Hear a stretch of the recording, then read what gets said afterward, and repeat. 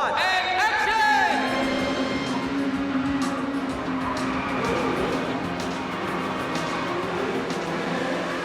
Lights, Motors, Action Extreme Stunt Show was taken directly from Euro Disney in France. And we modified it a little bit, made it better, bigger, and more exciting. We've got, the same cars, the same set design from the south of France, and everything is just basically airlifted from there to here. Lights, Motors, Action really takes you behind the scenes of how stunts are performed, and we make you a little bit of an insider. You will know exactly how those stunts are done. It's very intense. It's very high-paced. Cars come very, very close to each other. They do jumps. There's pyrotechnics. People fall off of buildings. It's got a little bit of everything.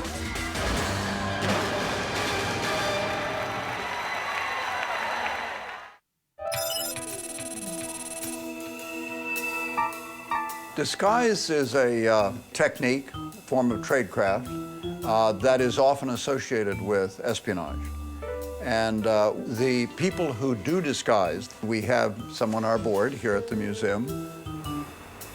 Tony and I are both retired CIA officers, retired technical operations officers, and we're also board members at the International Spy Museum. We were in technical operations. We were both at one time in our career the chief of disguise for the CIA.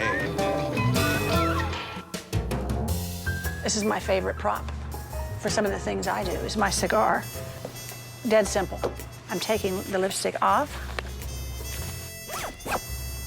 It's not really makeup. It's not time-consuming. And it's all about stereotyping, because they never have time to really do more than scan you on the street and put you in a category. So when you're doing disguise with people, you're giving them some clues, some hints of what category you'd like to be put in. And it can be just a little bit of a disguise, and they'll fill in the gaps. Brother? I'm gonna keep on walking, keep on talking, marching up the freedom line. If you had a camera around your neck, you might as well have a big bullseye around your body.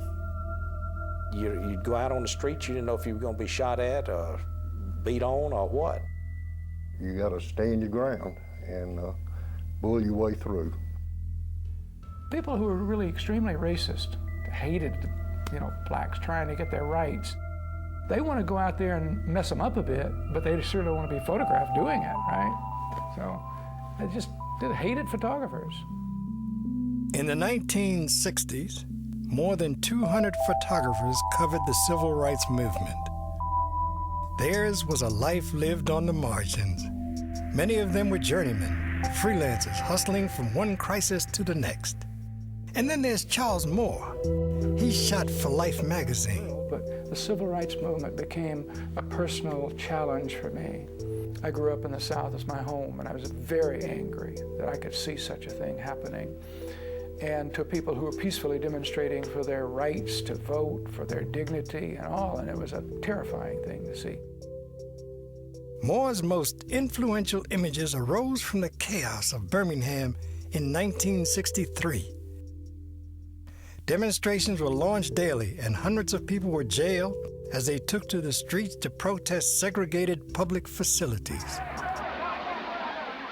The lead shot I got in Life was made as soon as I jumped out of the car. So that's the photograph that Life ran with a title saying, "They fight a fire that won't go out."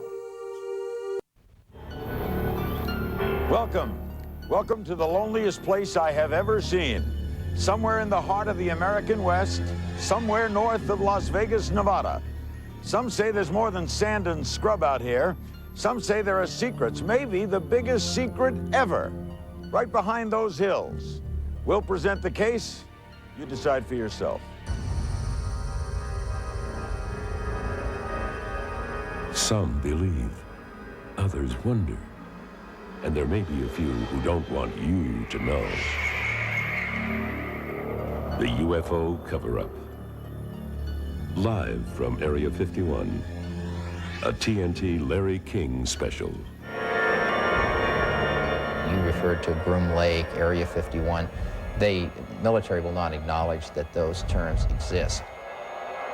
When you don't exist, you can do anything you damn well please.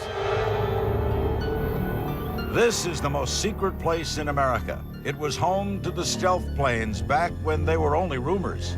Now the rumors are of exotic, officially non-existent projects like the Aurora. Nobody in government ever talks on the record. I can't tell you what anything they're doing out there. It's under the Secrecy Act. If the government really is hiding hard evidence of UFOs, all the rumors point to Area 51. This country's less lonely than it looks. Head down the unmarked access road and they know you're coming. The desert's alive with electronic sensors. If you drive past signs warning you not to take pictures, unmarked white Jeep Cherokees appear with men in camouflage, wielding binoculars and rifles. The next sign near the robot camera says, use of deadly force authorized. That's far enough.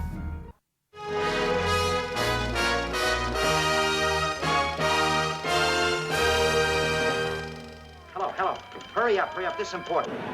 Quiet. Give me the desk. City desk. City desk. You're fired. Stop the press. In the great era of newspapers, you have to go to the great movies of the 1930s.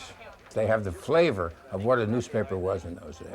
I think journalists were swinging. I mean, they were out to get the story. There was incredible competition. Williams put up a desperate struggle, but the police overpowered him. He offered no resistance. Bobby, the morning post turned Williams over to the sheriff. They did sit around and play cards all day, waiting for something to happen.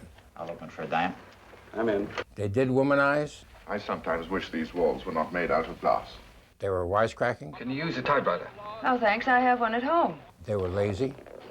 The front page is the quintessential newspaper movie, made in 1931, and everything that came after it, in one way or another, was its allegiance to that movie. Hello, Waller. Hildy. Hitman.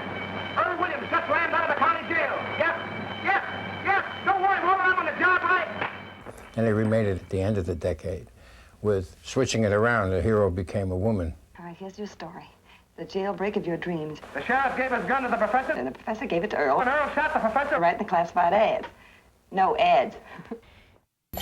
The mission, to find bad yards that happen to good people. All right. The goal, to turn Whedon into Eden. We are in gorgeous Asheville, North Carolina. Elevation 2,200 feet. 2,200 feet? That's right. I hope I don't get a nosebleed.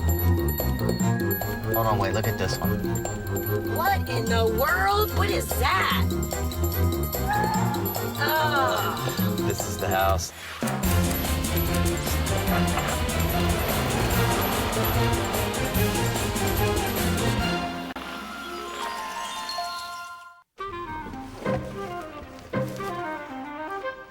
Oh yeah, this is the place.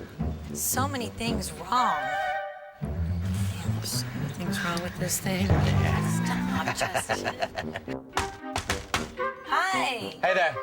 My name's Christine. Come on out. This is Justin. Nice to meet you. Pleased to meet you. You are?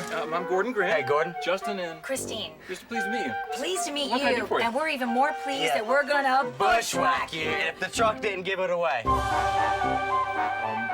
At a loss for words. What's bushwhacking? What's going on?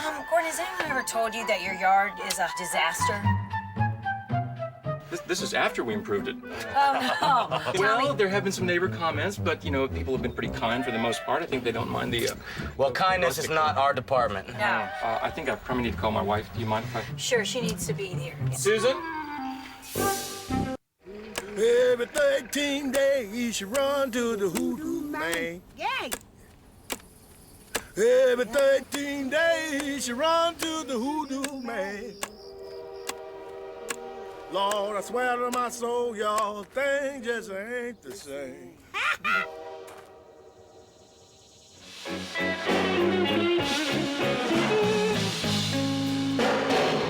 Yeah, my baby. Why don't it take me like a gem? Big Jack Johnson was born in Lambert, Mississippi, and still lives in the Delta.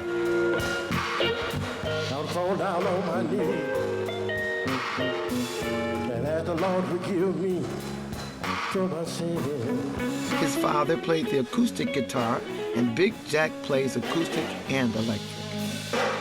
When I got with Big Jack, it was more or less being taught to be strong and powerful. Big Jack is a powerful player. He pretty much programmed a lot of that into me as a kid growing up, you know. There's things he could do with the guitar, man. If you ask him to do it again, he couldn't do it probably. But at that time, he's in a zone, you know. As a boy, Big Jack recalls that country music was what he listened to on the radio.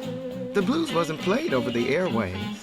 One day I was playing my guitar and just striking my guitar and trying to do like a Gene Autry and Hank Snow and all them other guys on TV, Hank Williams. She said, boy, and I said, yes, ma'am, Mama. You know you can't do like those white folks on that radio. And you better stop all that noise out there. I said, I ain't doing nothing, Mom. I've been out to church trying to like them white folks. No more, you hear me? Yes, ma'am.